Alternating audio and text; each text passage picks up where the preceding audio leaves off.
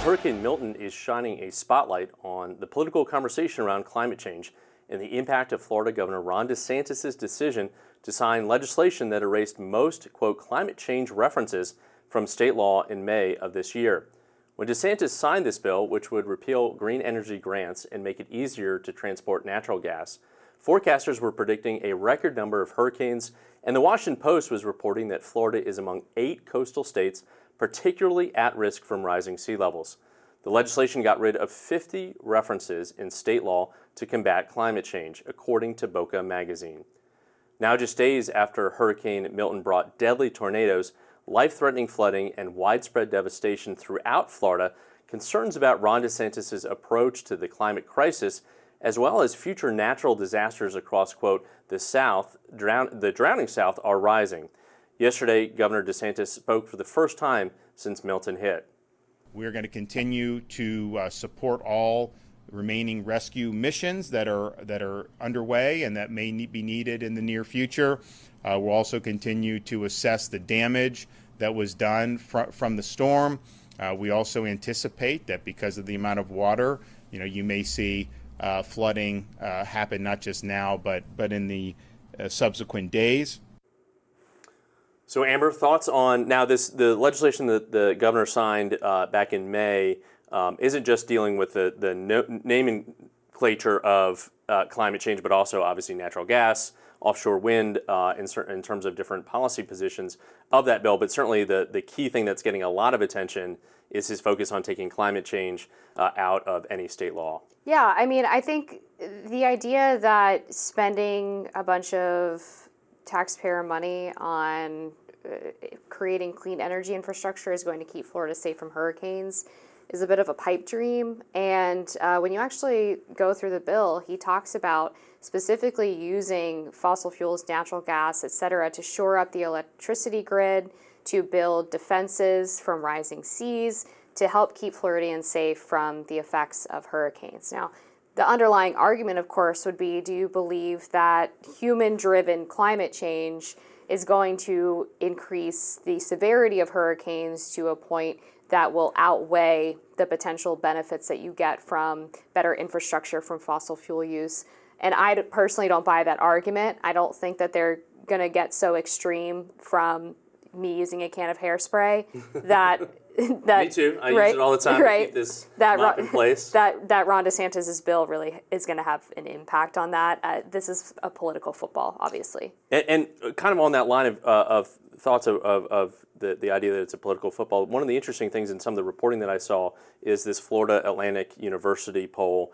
90% of Floridians believe that climate change is real, including a good number of Republicans, and 70% of those respondents think that the state should be doing more to combat the effects of climate change. Is there a worry that Governor DeSantis is out of step with the vast majority of Floridians? Maybe, but I do think that there's been so much media prognosticating and fear-mongering about the impacts of climate change that people have this unrealistic idea that the Green New Deal, for example, is going to save us all from global warming. And then, of course, there's trade-offs to that, too, even if you do believe that, which haven't really been addressed. But I haven't really seen any evidence that all of this change to our infrastructure is going to significantly change the climate. I mean, we're not even the biggest polluter, not even close, really. I mean, if you look at what China's doing, what India's doing, our reduction of fossil fuel use to slightly reduce our carbon output would have very minimal impact on the global effect of pollution and carbon emissions. So I think, again, the underlying question that people have to grapple with is not, is climate change real? I think everybody agrees, based on scientific evidence, that the climate has increased by, 0.001% in temperature, or whatever it is, 1 degree Celsius, and is projected to increase slightly more. But it's what should the government do to address climate change, right? And that's where people disagree.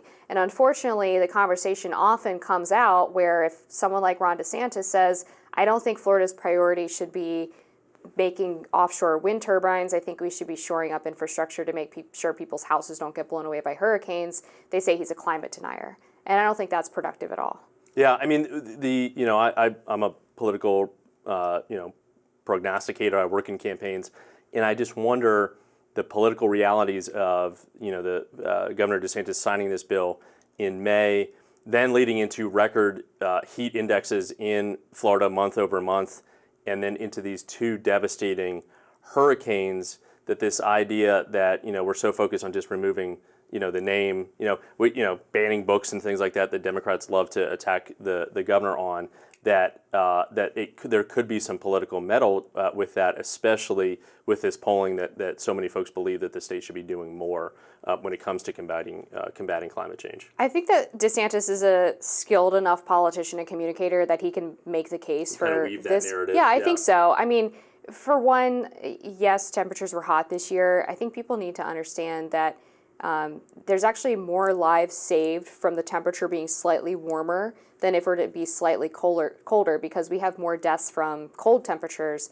than from warm temperatures, at least in the United States. I'm not sure if that holds globally. Amber endorsing warmer temps. I mean, that's why we have air conditioning. I mean, obviously some people don't have air conditioning, but again, the point is that we rely on cheap, reliable, and abundant energy in order to heat and cool our homes, in order to build great buildings that are going to withstand all kinds of natural disasters. And if we were to just pivot to so-called clean energy or green energy, we wouldn't have the ability to do these things on the large scale that we do now. We've seen climate-related deaths drop 98% in the last century because of our advanced technology that we have been so blessed to have in this country.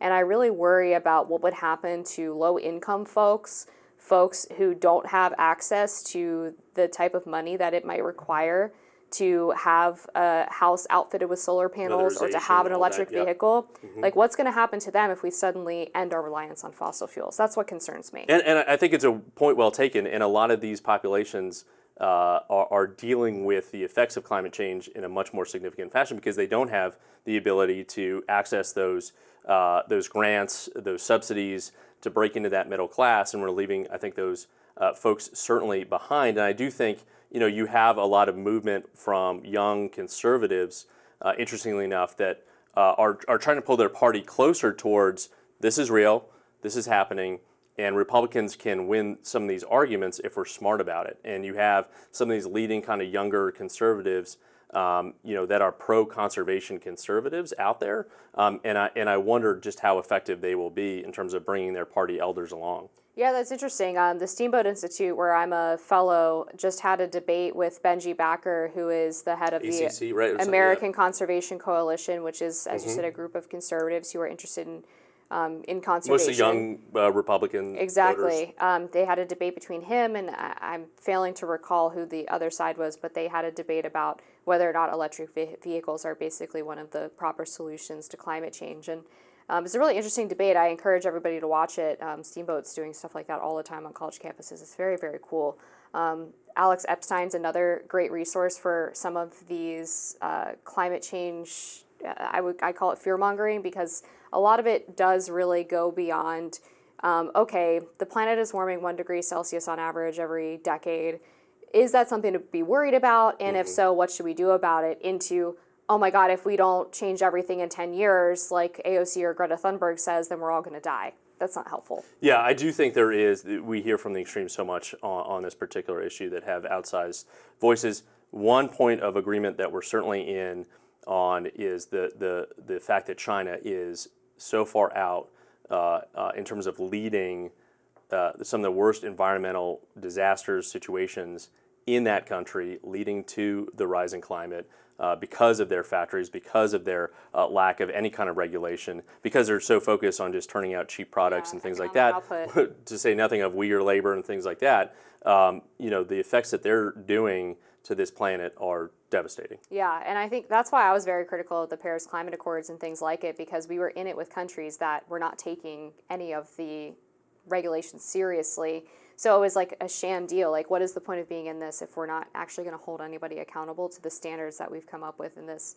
And the U.S. is the only one that's actually taking it seriously. I mean, certainly China is the most egregious actor in this in this front. I would say on Paris, I think, the more the merrier in terms of trying to put pressure on China. But as we know, China and India to a large degree are so focused on industrialization at the cost of this planet that we're likely not to see action from them. Well, I'm glad we agree that China is a bigger threat than Governor DeSantis.